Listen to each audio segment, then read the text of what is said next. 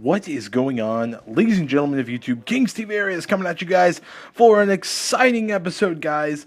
Alright, so first of all, guys, let me just first off say, guys, the last video I made has reached over 450 views.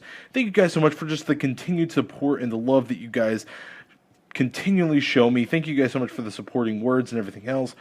But let's get into the news. So first of all, guys, there was a live stream yesterday night. Now, I wanted to get it out as soon as I can, but there were some issues today, and I haven't been able to get it as fast as I can. But here we go, guys. I'm just going to go ahead and give you what I know. So yesterday was the live demo showing off the two newest operators. Now, Capito and Caveira. I think I'm saying them completely wrong, but I hope that you guys will forgive me. So let's start with Capito.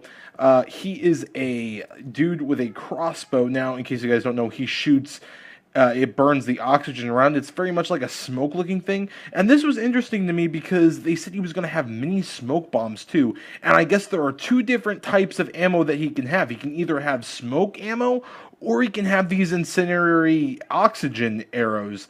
And that's interesting to me. Now, something that I was thinking about today, I was playing some Rainbow Six Siege today with a couple of my friends, and something that we were wondering is, will Jaeger's device counteract that? You know what I'm saying? And this is the thing, Jaeger doesn't need to be buffed at all in any which way. But the thing that you have to understand is when you add things like this to the game, I feel that it makes characters like Jaeger stronger. Number one, his arrows that he projects, will they be able to be countered by Jaeger? And number two, if they are, he also has his grenades. Like, this guy is going to be very strong, I feel like. Is he the best operator? Not. I don't think that he's as good as Blackbeard is. I mean, that's my personal opinion. But is he strong? Yes, I feel like he's going to be a very strong competitor to be in the attacking scene. Will he always be picked? Once again, I don't really know. We'll just have to wait and see. I haven't been able to play this guy, so I really don't know.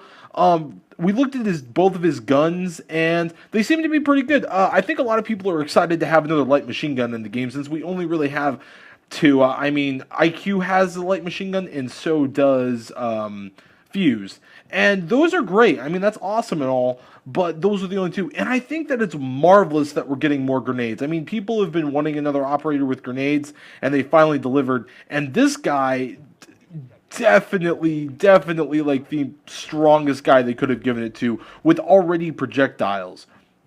So something that I really think that is amazing and is very interesting, to say the least, is that I don't know how I feel about this guy. I feel like he's very good. Don't get me wrong. Like, I feel like he's very good, but I don't feel like he's overpowered or anything like that. Like, I feel like he's an average Joe. I don't feel like he's going to be, like, an amazing operator that you have to pick. But, of course, everyone's going to pick him at first because that's the way that he is. I mean, like, it's a new operator. Everyone wants to try him out. So, I mean, but once it all dies down, I don't know how often he's going to be picked. Now, once again, I have not played this guy. I don't know much about him. But you know what? Like, he could be very good, and I feel like he's going to be very useful. I feel like he's going to be very useful against people that just camp all the time. I know it's annoying. Sometimes, people are back in that corner, you know what I'm saying? Like, they're in some corner somewhere. The place that comes to mind is the bar map. I forget what it's called, but the bar map. And they're upstairs in the bathroom, and they're always back there. And I'm like, you can throw an ash grenade in there, but that's not always going to clear them out. But that would be perfect for his little arrows to come.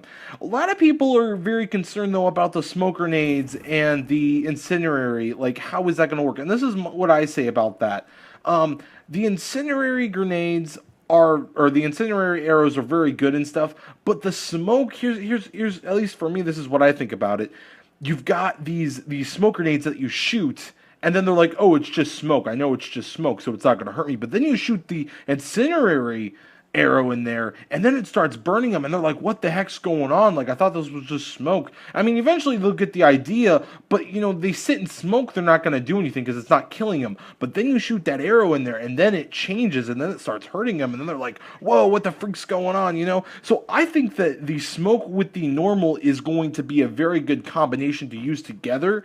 And it looks like you can quickly put them in and out. I mean, from the demo, I couldn't get a good chance. I also couldn't get a good fixation on how much ammo of each you get. I believe you get 2 smoke and 2 incendiary, but I'm not exactly sure. And another question that I have is if it shoots the incendiaries, will also shoot the smokes and vice versa. So I don't know exactly for Jaeger's device, but I know that this will definitely make Jaeger a much stronger operator, at least in my opinion. Then we go to Caveira. Oh goodness, Caveira. Some people are already calling her OP, and I question very much why. Okay, and this is the reason. From the demo that we got yesterday, she has 2 abilities. She has her silent step and she has her interrogation. Now, the silent step, okay, you have to put someone in the down and out stage in order to use her interrogation, okay? And her sidestep is an ability that has a cooldown. So, like, it'll happen for a while. And this is the other thing that very much confuses me. She becomes a much more silent operator than any other operator in the game. But at the same time, they said at the live demo that if pros have headphones on, they'll still be able to hear you. If they're really good and they catch you, they can still be able to hear you. So I'm very much like, why wouldn't you just make her completely silent to begin with? Like, I just feel like if that's going to be her strong suit, why that? And I also don't get the idea of why it has to be a cooldown. I guess I don't feel like this operator is all that strong. Maybe that's the problem. Her Spaz and her Scorpion, I'm going to call it Scorpion. It's a Beretta M12, which is the Scorpion from Call of Duty or basically any other game. And it's very, very cool, and it looks really cool. It has a lot of kick to it, but the damage is ridiculous up close.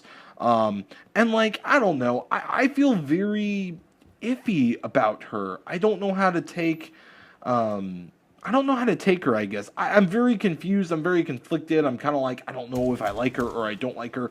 I haven't played either of these characters, but I definitely feel, at least this is my opinion. Keep in mind, this is my opinion. Please don't go on a hate maker or anything like that. I don't feel that these are as strong as Valkyrie and Valkyrie and Blackbeard were, or even Buck and Frost were. Like, I just feel like these operators aren't going to be as good. Maybe Buck, maybe this attacking operator, I can see a lot of potential for this guy.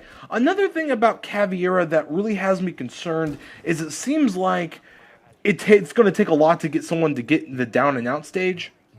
And for me, that's not bad, but at the same time, it worries me a little bit because Caveira, like, if you get someone in the down and out stage, but if there's a whole good team around them, it's going to be very hard to play with her. Do you get what I mean? If you go after one person individually, that's great and all, but you know, you have to take them out one by one. You know what I'm saying? You can't take one person out and then have an entire squad right behind them and then them take you out. Like, you're going to have to do that very silently. Like, if you have a very good team that you're playing against and they're roaming as a team and you take one out, you're going to be dead. Like, they're going to instantly see you and try to take you out. Like, that's my position there.